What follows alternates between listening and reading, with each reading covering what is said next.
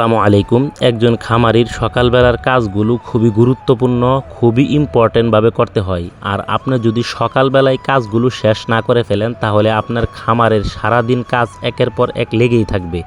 আর এজন্য আপনি কিন্তু অন্য কাজ তেমনভাবে ছাড়াতে পারবেন না। এজন্য কিন্তু আমরা খুব সকাল সকাল কাজ শুরু করে ফেলি। প্রথমে আমরা হাঁস মুরগিগুলো আমাদের ঘর থেকে ছেড়ে দেই।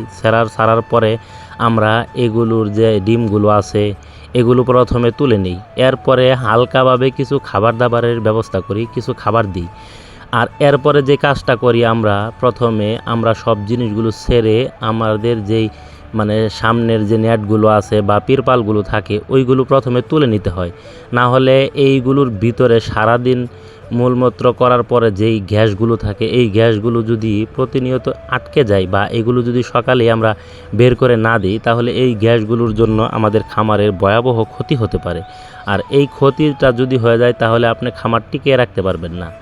আপনি প্রথমেই আপনার গরুর গোয়াল বলেন, হাঁসের খামার বলেন, এগুলো প্রথমেই সকাল সকাল পরিষ্কার করে নিতে হবে।